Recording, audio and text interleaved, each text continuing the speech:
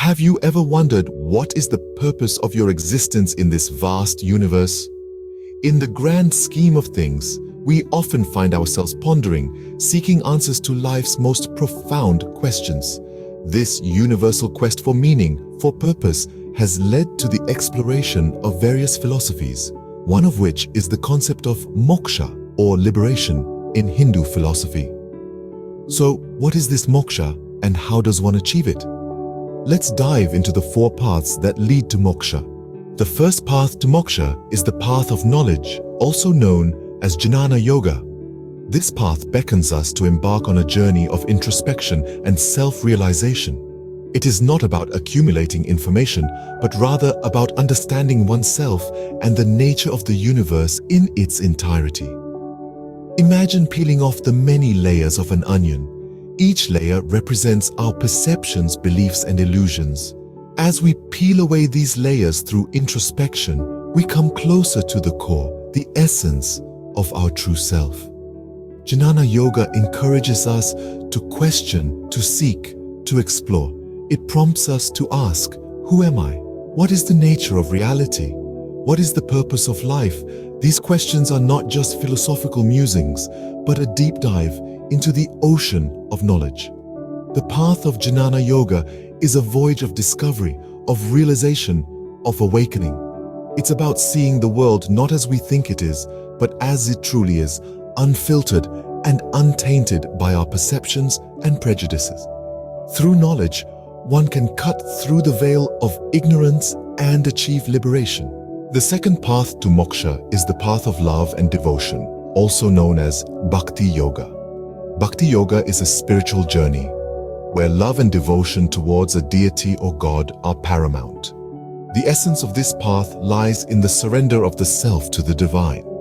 It's not about ritualistic worship or blind faith, but rather a deep and personal love for the divine, an emotional connection that transcends the physical realm.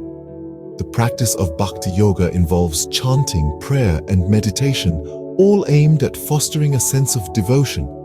This path encourages the expression of love and longing for the divine, often through song, dance, and other creative expressions. In Bhakti Yoga, the devotee seeks to dissolve the ego, the sense of I and mine.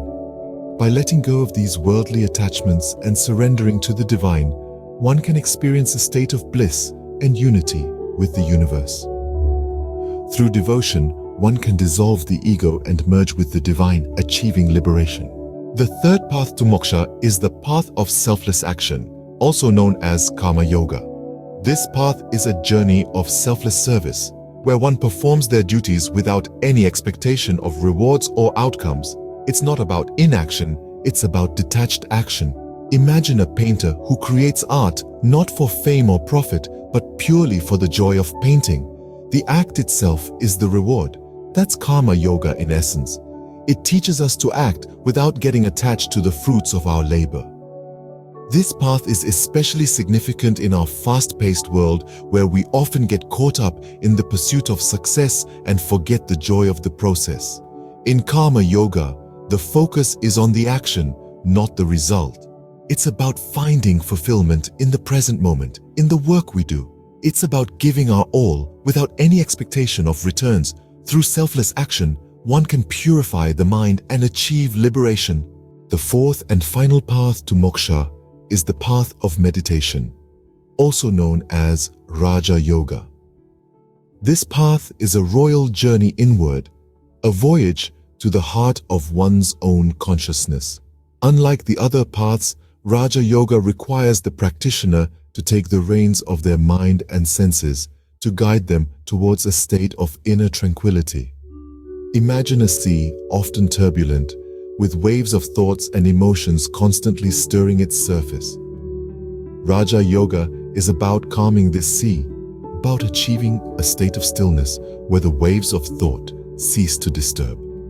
It's a practice of mental and sensory control that can lead to a profound state of peace.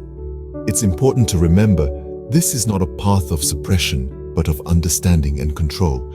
It's about acknowledging the waves, but not letting them dictate the state of the sea. Through meditation, one can attain inner peace and achieve liberation. So these are the four paths to moksha: knowledge, love and devotion, selfless action, and meditation.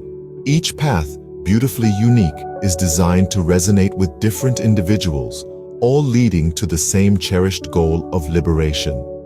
The path of knowledge appeals to the intellectually inclined, love and devotion to the emotionally driven, selfless action to the altruistically motivated, and meditation to those seeking inner peace. Ultimately, the path you choose depends on your nature and inclination. The journey to moksha is a personal one, but remember, the destination is the same: ultimate liberation.